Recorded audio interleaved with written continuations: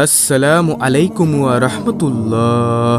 প্রিয় দর্শক, আসরের নামাজের পর এবং ফজরের নামাজের পর এই সময়টা আল্লাহ তাআলার কাছে অনেক দামি সময়। এই সময়ের মধ্যে ছোট্ট মাত্র কয়েক মিনিটের এই আমলটি যদি আপনি করতে পারেন, তাহলে আপনার জন্য কতগুলো নেয়ামত, কতগুলো পুরস্কার আপনি জানলে অবাক হয়ে যাবেন। আল্লাহ তাআলা নিজেই ওয়াদা করেছেন। প্রিয় দর্শক, আজকের ভিডিওর এই আমলটি যদি আপনি করেন, তার ফজিলতগুলো হলো: নম্বর 1, আপনার উপর আল্লাহ তাআলার রহমত নাজিল হবে। 2, ফেরেশতারা আপনার জন্য রহমতের দোয়া করবে। 3, সব ধরনের অন্ধকার থেকে, দুঃখ থেকে, বিপদ থেকে, অভাব দরিদ্রতা থেকে, শত্রুর অনিষ্ট থেকে, দুনিয়ার যত ধরনের ক্ষতি আছে সব ধরনের ক্ষতি থেকে আল্লাহ রাব্বুল আলামিন আপনাদেরকে আলোর পথ দেখাবেন। নম্বর 4, সবশেষে জান্নাতে আল্লাহর দিদার নসিব হবে, সেখানে সালাম আদান প্রদান করা হবে এবং আরও রয়েছে সম্মানজনক পুরস্কার। প্রিয় দর্শক, আজকের ভিডিওর মাত্র কয়েক মিনিটের আমলটি গুরুত্বপূর্ণ এবং অত্যন্ত দামি একটি আমল। তাই আপনাদের কাছে আমার একটি অনুরোধ হলো, ভিডিওটি অবশ্যই শেষ পর্যন্ত দেখবেন, কারণ সম্পূর্ণ ভিডিওটি না দেখলে আপনি আমলের নিয়মকানুন সম্পর্কে বুঝতে পারবেন না। এজন্য সম্পূর্ণ ভিডিওটি ধৈর্য সহকারে দেখুন এবং শুনুন। তাহলে চলুন শুরু করা যাক। দর্শক, দুনিয়া থেকে দিনের ফেরেশতারা আসরের পরে চলে যায় এবং রাতের ফেরেশতারা আসরের পরে আসে, এবং রাতের ফেরেশতারা ফজরের পরে চলে যায় এবং দিনের ফেরেশতারা ফজরের পরে আসে। প্রতিদিন আমার জন্য, আপনার জন্য দিনে 70,000 ফেরেশতা নাজিল হয় এবং রাতে 70,000 ফেরেশতা নাজিল হয়। যেই ফেরেশতারা আজকে আপনার জন্য ডিউটি করেছে, তারা আগে কখনো ডিউটি করেনি, কিয়ামত পর্যন্ত আর কখনো তারা ডিউটি করবে না। প্রিয় দর্শক, এবার চিন্তা করুন, এই ফেরেশতারা কত হাজার বছর ধরে অপেক্ষায় ছিল আজকে আপনার এই ডিউটির জন্য। এদেরকে বানানোর পর আল্লাহ তাআলা যেন একটা চিরকুট লিখে দিয়েছেন যে এত সালের এত মাসের এত তারিখে তোমার ডিউটি। এই ডিউটির কাগজটা নিয়ে সে অপেক্ষায় ছিল হাজার হাজার বছর। আজকে যখন তার ডিউটির দিন এসেছে, তারা কি পরিমাণে খুশি হয়েছে একবার চিন্তা করে দেখুন। তারা খুশি এই কারণে যে এই দিনের জন্যই তাদেরকে বানানো হয়েছিল। আল্লাহু আকবার। সূরা বনী ইসরাঈলের ৭৮ নং আয়াতে আল্লাহ তাআলা ইরশাদ করেন, আর কোরআন পাঠের স্থায়ী নীতি অবলম্বন করো, কেননা ফজরের কোরআন পাঠে উপস্থিত থাকা হয়।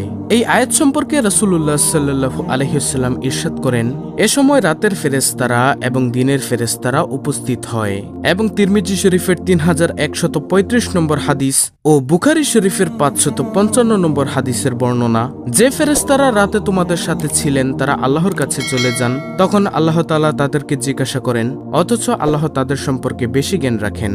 তো আল্লাহ তাআলা সেই ফেরেশতাদেরকে জিজ্ঞাসা করেন, তোমরা আমার বান্দাদের কি অবস্থায় রেখে এসেছো? ফেরেশতারা জবাবে বলেন, আমরা তাদেরকে এ অবস্থায় রেখে এসেছি যে তারা সালাত আদায় করছে, এবং আমরা তাদের কাছে গিয়েছি এমন অবস্থায় যে তারা সালাত আদায় করছে। এমনটি আত-তারগীব ওয়া তারহিবের 463 নং হাদিসের বর্ণনা। তখন ফেরেশতারা আল্লাহর কাছে ফরিয়াদ করেন, হে আল্লাহ, তুমি কিয়ামতের দিন তাদেরকে ক্ষমা করে দিও। এজন্য প্রিয় দর্শক, সকাল সন্ধ্যার সময় খুবই দামি সময়। বিশেষ করে নামাজের মধ্যে ফজর ও আসরের নামাজ খুবই দামি। সূরা বাকারার 238 নং আয়াতে আল্লাহ তাআলা বলেন, সমস্ত নামাজের প্রতি যত্নবান হও, বিশেষ করে মধ্যবর্তী নামাজের ব্যাপারে, আর আল্লাহর সামনে একান্ত আদবের সাথে দাঁড়াও। অতএব ফজরের নামাজ ও আসরের নামাজ জামাতের সাথে অবশ্যই পড়তে হবে। তারপর ফজরের পরে বসে বসে কোরআন তেলাওয়াত করবেন, জিকির আজকার করবেন। যারা ফজরের পর ও আসরের পর জিকির করে, তাদের জন্য সূরা আহজাবের 41 থেকে 42 নং আয়াতে কি কি সুসংবাদ দিয়েছেন জানলে আপনি অবাক হয়ে যাবেন।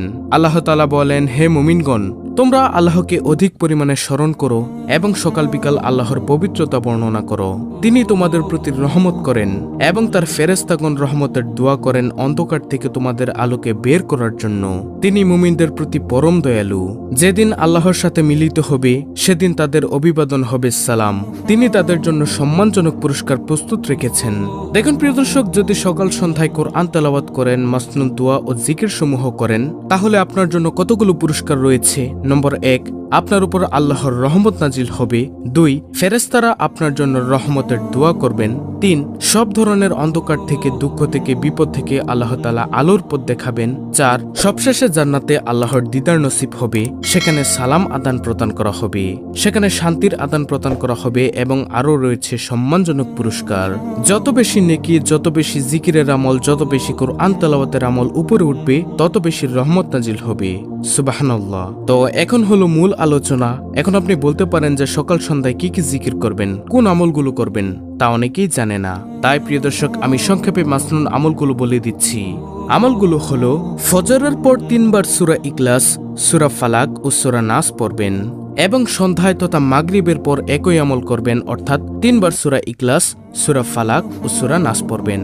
আর জোহর ও আসরের পর একই 3টি সূরা, অর্থাৎ সূরা ইখলাস, সূরা নাস, সূরা ফালাক একবার করে পড়বেন।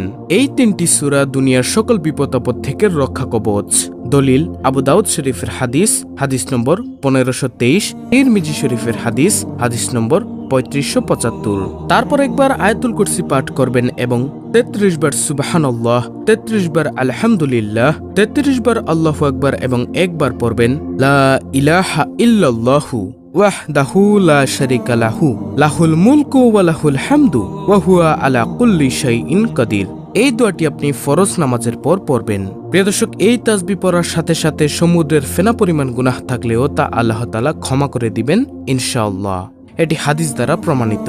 এরপর একবার পড়বেন আল্লাহুম্মা আইন্নি আলা যিকরিকা ওয়া শুকরিকা ওয়া হুসনি ইবাদাতিক, অর্থ হে আল্লাহ, আপনার স্মরণে, আপনার কৃতজ্ঞতা প্রকাশে এবং আপনার উত্তম ইবাদতে আমাকে সাহায্য করুন। আবু দাউদ শরীফের হাদিস, হাদিস নম্বর 1522। নবীজি সাল্লাল্লাহু আলাইহি ওয়াসাল্লাম তার সাহাবী মুয়াজ বিন জবলকে বলেন, হে মুয়াজ, তুমি জীবনেও এই দোয়াটা ছাড়বে না। সুতরাং প্রিয় দর্শক, যারা আজকের এই ভিডিওটি দেখছেন, এই হাদিসটি শুনছেন, তাদের কাছে অনুরোধ, আপনারাও এই আমলটি ছাড়বেন না, অর্থাৎ আল্লাহুম্মা আইন্নি আলা যিকরিকা ওয়া শুকরিকা ওয়া হুসনি ইবাদাতিক। সুবহানাল্লাহ। এরপর ফজরের নামাজের পরে 3 বার পড়বেন সুবহানাল্লাহি ওয়া বিহামদিহি আদাদা খালকিহি ওয়া রিদা নাফসিহি ওয়া জিনাতা আরশিহি ওয়া মিদাদা কালিমাতিহি। এই দোয়াটি আপনারা 3 বার পড়বেন, অর্থাৎ আল্লাহর প্রশংসা সহ তার পবিত্রতার ঘোষণা করে তার সৃষ্টির সংখ্যা পরিমাণ, তার নিজ মর্জি অনুযায়ী, তার ওজন বরাবর, তার বাণীসমূহের সমান সংখ্যক প্রশংসা। মুসলিম শরীফের হাদিস, হাদিস নম্বর 2726, তিরমিজি শরীফের হাদিস, হাদিস নম্বর 3555। তারপর একবার সাইয়্যিদুল ইস্তেগফার পাঠ করবেন। ক্ষমা প্রার্থনার এই শ্রেষ্ঠ দোয়াটি যদি কেউ সন্ধ্যাবেলায় পড়ে ওই রাতে মারা যায় অথবা সকালবেলা পড়ে সন্ধ্যা হওয়ার আগেই মারা যায়, তবে সে জান্নাতি হবে। সুবহানাল্লাহ। বুখারী শরীফের হাদিস, হাদিস নম্বর 6323। আর সাইয়্যিদুল ইস্তেগফারটি হলো, আপনারা স্ক্রিনশট নিয়ে নিন। আল্লাহুম্মা আনতা রাব্বি লা ইলাহা ইল্লা আনতা খলাকতানি ওয়া আনা আবদুকা ওয়া আনা আলা আহদিকা ওয়া ওয়াদিকা মাস্তাতাতু আউযু বিকা মিন শাররি মা সানাতু আবুউ লাকা বিনি'মাতিকা আলাইয়া ওয়া আবুউ লাকা বিযামবি ফাগফিরলি ফাইন্নাহু লা ইয়াগফিরুয যুনুবা ইল্লা আনতা। এটি হলো সাইয়্যিদুল ইস্তেগফার। সাইয়্যিদুল ইস্তেগফার সম্পর্কে অনেক ভিডিও আছে আমাদের চ্যানেলে, আপনি চাইলে দেখে নিতে পারেন।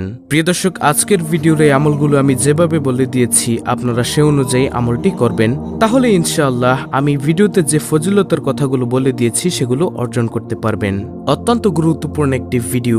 ভিডিওটি ভালো লাগলে অবশ্যই চ্যানেলটিকে সাবস্ক্রাইব করে পাশে থাকা বেল বাটন অল বাজিয়ে দিবেন। ভিডিওটিতে একটি লাইক দিবেন এবং কমেন্টে আমিন লিখবেন এবং অন্য মুসলিম ভাই বোনদের কাছে ভিডিওটি শেয়ার করে দিবেন, যেন তারাও দেখে শিখে আজকের ভিডিওতে বলা এই আমলগুলো করতে পারে। আল্লাহ রাব্বুল আলামিন আমাদের সকলকে সকাল সন্ধ্যায় বেশি বেশি জিকির, আজকার, দোয়া, দুরূদ পাঠ করার তৌফিক দান